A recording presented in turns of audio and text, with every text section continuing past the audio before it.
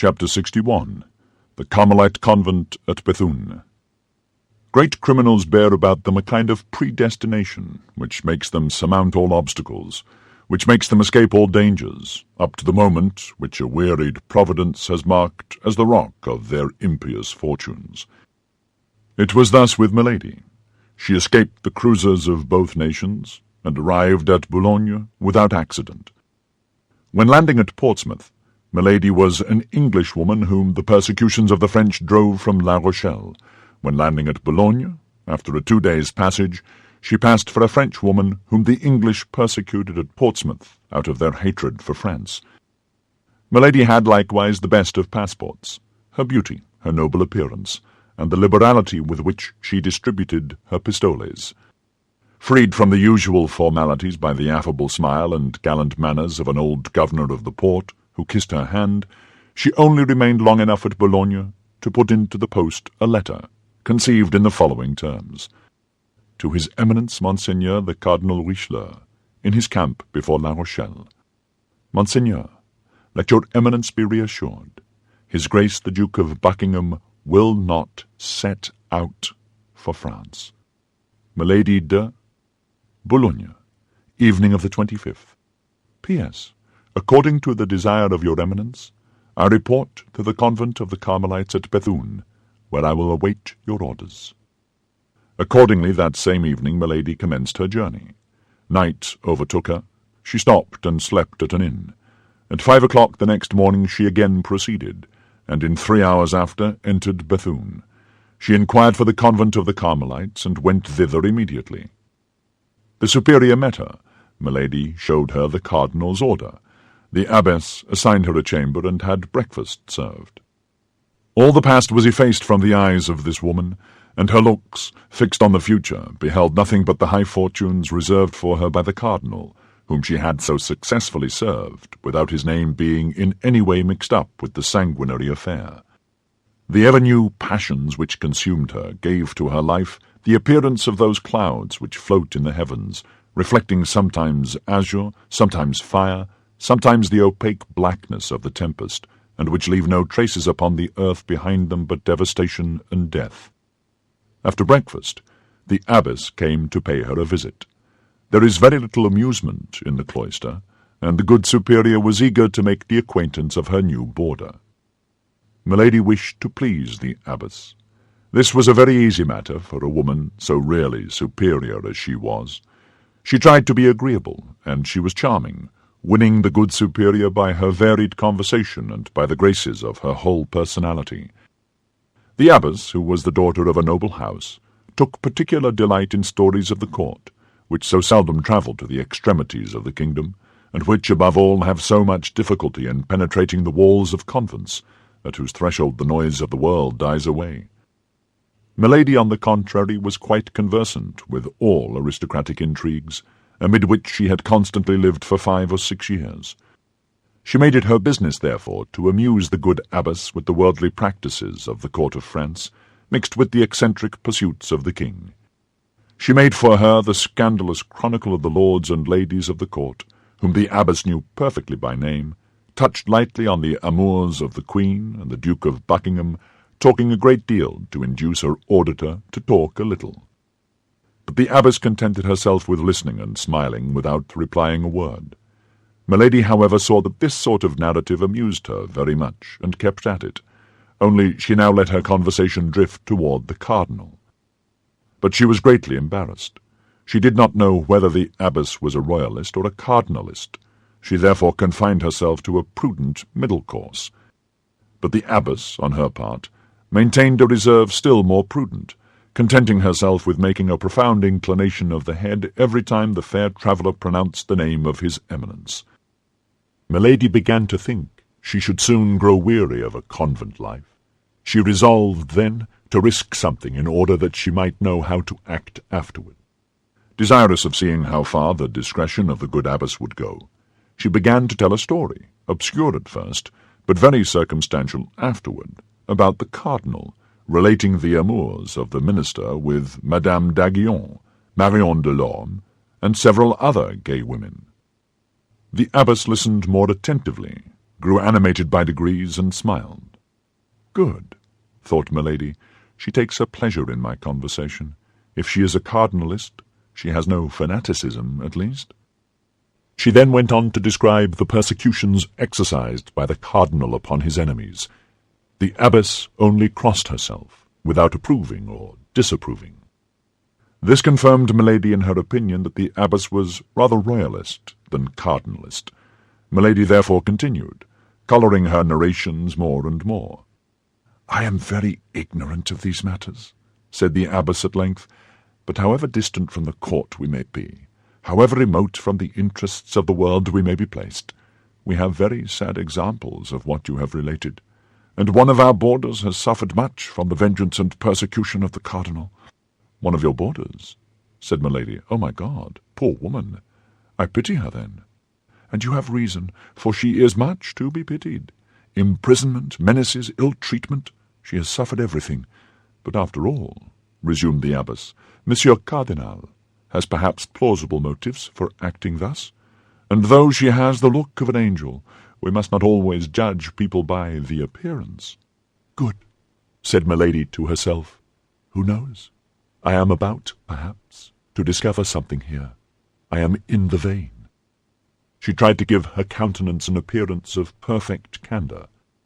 "Alas," said Milady, "I know it is so. It is said that we must not trust to the face, but in what, then, shall we place confidence, if not in the most beautiful work of the Lord? As for me, I shall be deceived all my life, perhaps, but I shall always have faith in a person whose countenance inspires me with sympathy." "You would then be tempted to believe," said the abbess, "that this young person is innocent."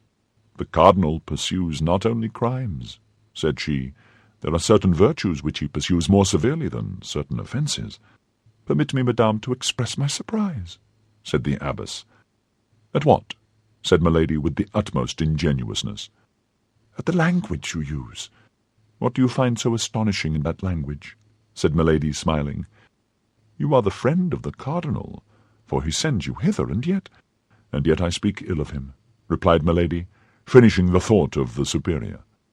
"At least you don't speak well of him." "That is because I am not his friend," said she, sighing, "but his victim.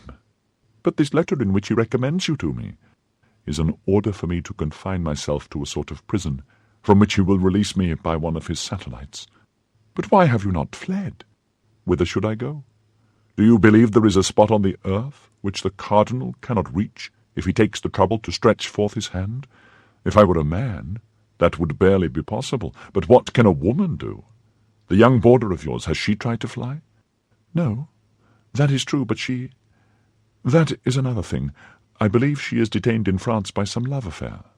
"Ah," said Milady with a sigh, "if she loves, she is not altogether wretched."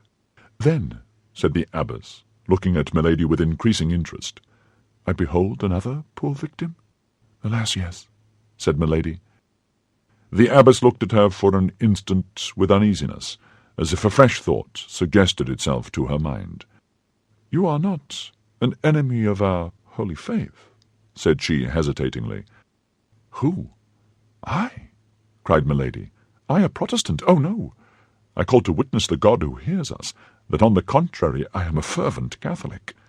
"Then, madame," said the abbess, smiling, "be reassured. The house in which you are shall not be a very hard prison, and we will do all in our power to make you cherish your captivity. You will find here, moreover, the young woman of whom I spoke, who is persecuted, no doubt, in consequence of some court intrigue. She is amiable and well behaved." "What is her name?" "She was sent to me by someone of high rank, under the name of Kitty. I have not tried to discover her other name." "Kitty!" cried Milady. "What? Are you sure?" "That she is called so, yes, madame. Do you know her?" Milady smiled to herself at the idea which had occurred to her, that this might be her old chambermaid.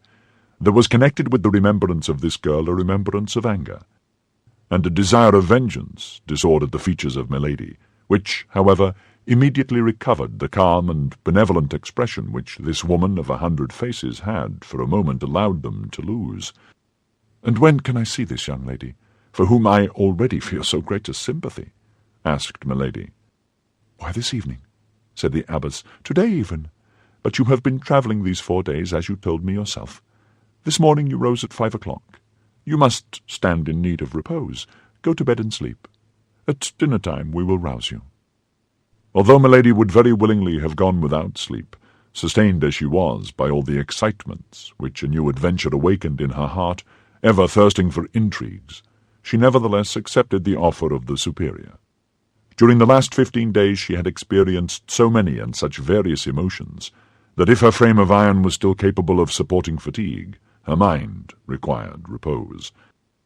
She therefore took leave of the abbess, and went to bed, softly rocked by the ideas of vengeance which the name of Kitty had naturally brought to her thoughts. She remembered that almost unlimited promise which the cardinal had given her if she succeeded in her enterprise. She had succeeded. D'Artagnan was then in her power. One thing alone frightened her. That was the remembrance of her husband, the Comte de la Fère, whom she had believed dead, or at least expatriated, and whom she found again in Athos, the best friend of D'Artagnan. But alas, if he was the friend of D'Artagnan, he must have lent him his assistance in all the proceedings by whose aid the Queen had defeated the project of his Eminence. If he was the friend of D'Artagnan, he was the enemy of the cardinal, and she doubtless would succeed in involving him in the vengeance by which she hoped to destroy the young musketeer. All these hopes were so many sweet thoughts for Milady. So rocked by them, she soon fell asleep. She was awakened by a soft voice which sounded at the foot of her bed. She opened her eyes and saw the abbess, accompanied by a young woman with light hair and delicate complexion, who fixed upon her a look full of benevolent curiosity. The face of the young woman was entirely unknown to her. Each examined the other with great attention, while exchanging the customary compliments. Both were very handsome, but of quite different styles of beauty. Milady, however, smiled in observing that she excelled the young woman by far in her high air and aristocratic bearing.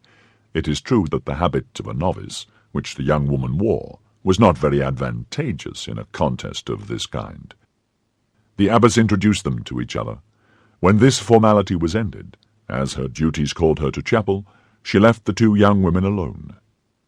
The novice, seeing Milady in bed, was about to follow the example of the superior, but Milady stopped her. "How, madame," said she, "I have scarcely seen you, and you already wish to deprive me of your company, upon which I had counted a little, I must confess, for the time I have to pass here."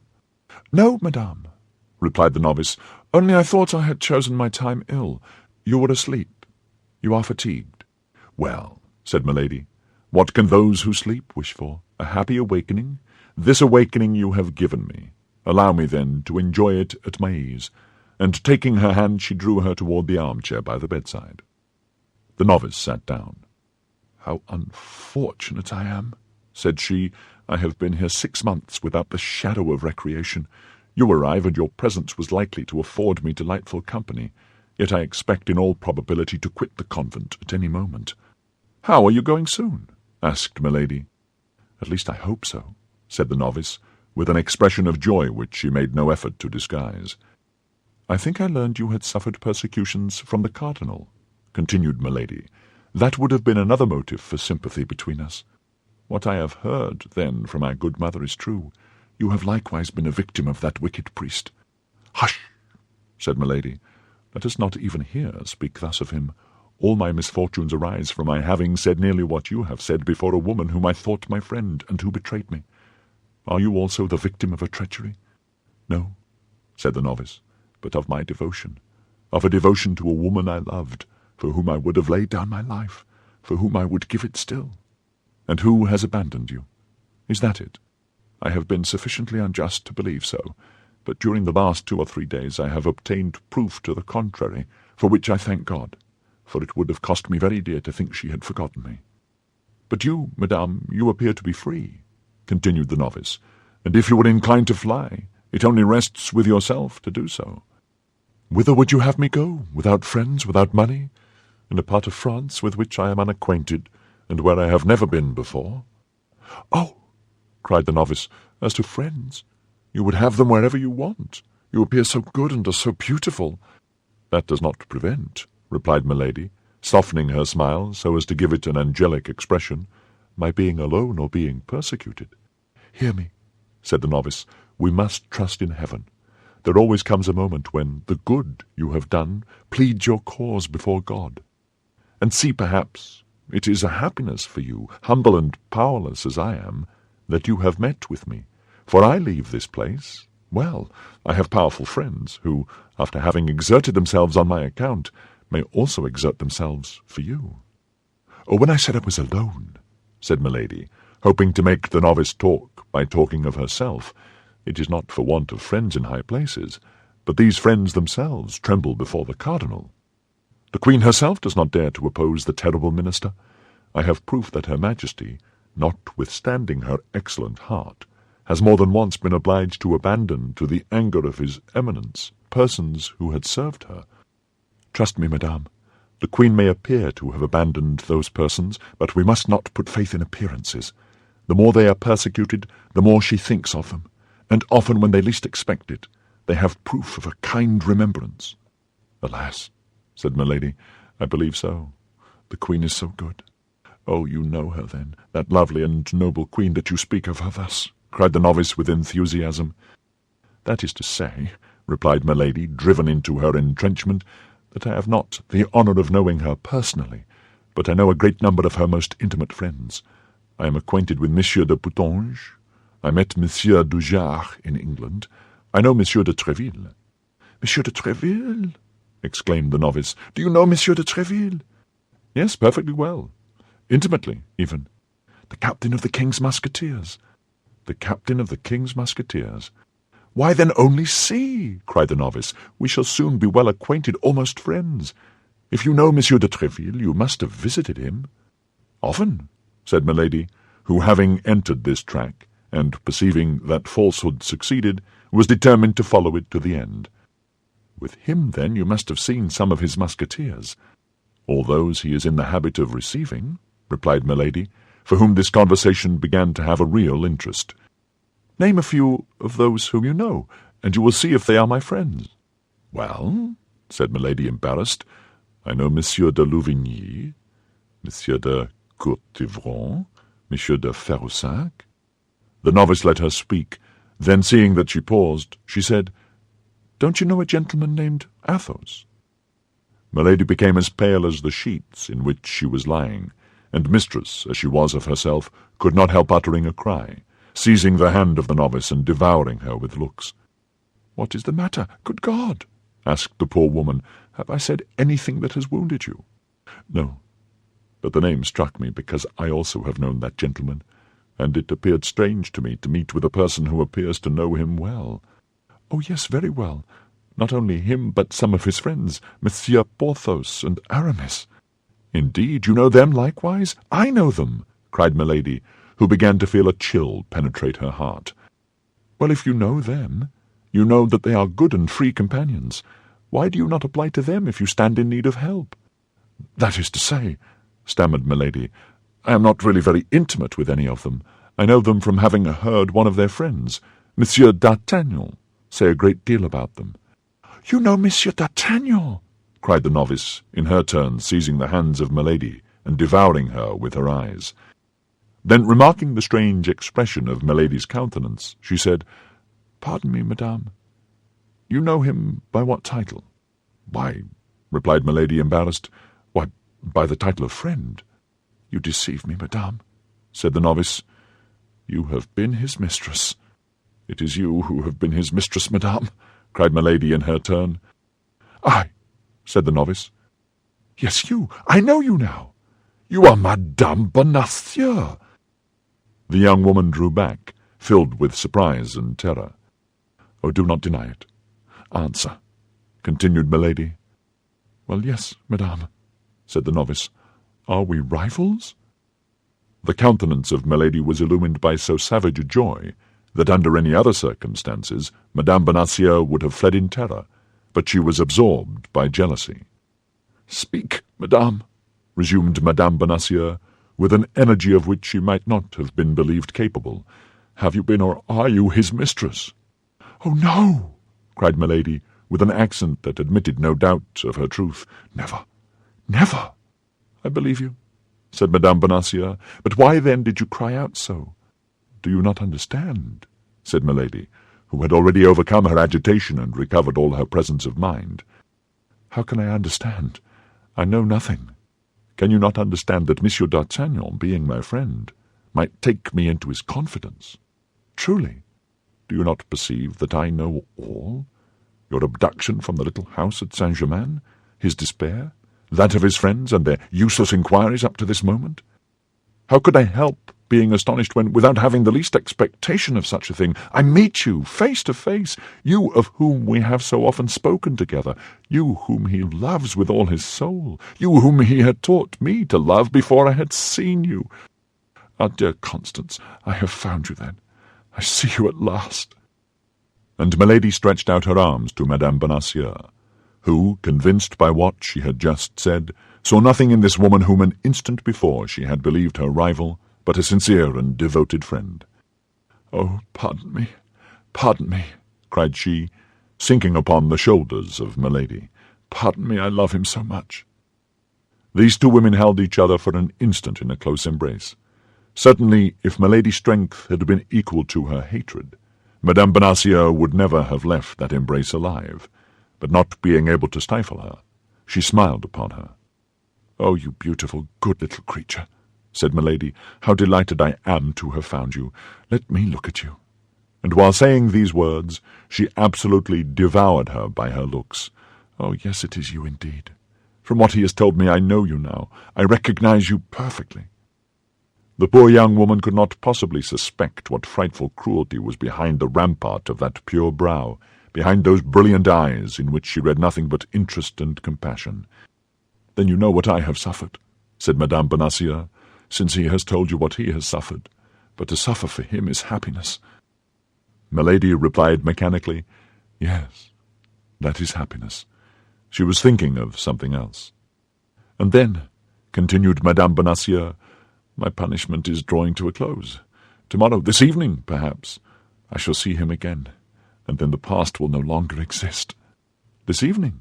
asked Milady, roused from her reverie by these words. "What do you mean? Do you expect news from him?" "I expect himself." "Himself? D'Artagnan, here? Himself? But that's impossible. He is at the siege of La Rochelle with the cardinal. He will not return till after the taking of the city." "Ah, you fancy so. But is there anything impossible for my D'Artagnan, the noble and loyal gentleman? Oh, I cannot believe you." "Well, read, then," said the unhappy woman, in the excess of her pride and joy, presenting a letter to Milady. "The writing of Madame de Chevreuse," said Milady to herself. "Ah, I always thought there was some secret understanding in that quarter," and she greedily read the following few lines. "My dear child, hold yourself ready. Our friend will see you soon, and he will only see you to release you from that imprisonment in which your safety required you should be concealed. Prepare then for your departure, and never despair of us. Our charming Gascon has just proved himself as brave and faithful as ever. Tell him that certain parties are grateful for the warning he has given." "Yes, yes," said Milady. "The letter is precise. Do you know what that warning was?" "No, I only suspect he has warned the Queen against some fresh machinations of the cardinal." "Yes, that's it, no doubt," said Milady, returning the letter to Madame Bonacieux, and letting her head sink pensively upon her bosom. At that moment they heard the gallop of a horse. "Oh!" cried Madame Bonacieux, darting to the window. "Can it be he?" Milady remained still in bed, petrified by surprise. So many unexpected things happened to her all at once that for the first time she was at a loss. He, murmured she. "Can it be he?" And she remained in bed with her eyes fixed. "Alas, no," said Madame Bonacieux. "It is a man I don't know, although he seems to be coming here. Yes, he checks his pace. He stops at the gate. He rings." Milady sprang out of bed. "You are sure it is not he?" said she. Yes, very sure." "Perhaps you did not see well." "Oh, if I were to see the plume of his hat, the end of his cloak, I should know him." Milady was dressing herself all the time. "Yes, he has entered." "It is for you or me." "My God, how agitated you seem!" "Yes, I admit it. I have not your confidence. I fear the cardinal." "Hush!" said Madame Bonacieux. "Somebody is coming." Immediately the door opened and the superior entered. "Did you come from Boulogne?" demanded she of Milady. "Yes," replied she, trying to recover her self-possession. "Who wants me?" "A man who will not tell his name, but who comes from the cardinal." "And who wishes to speak with me?" "Who wishes to speak to a lady recently come from Boulogne." "Then let him come in, if you please." "Oh, my God, cried Madame Bonacieux. "Can it be bad news?" "I fear it. I will leave you with this stranger, but as soon as he is gone, if you will permit me, I will return." "Permit you? I beseech you." The superior and Madame Bonacieux retired. Milady remained alone with her eyes fixed upon the door. An instant later, the jingling of spurs was heard upon the stairs, steps drew near, the door opened, and a man appeared. Milady uttered a cry of joy. This man was the Comte de Rochefort, the demoniacal tool of his Eminence.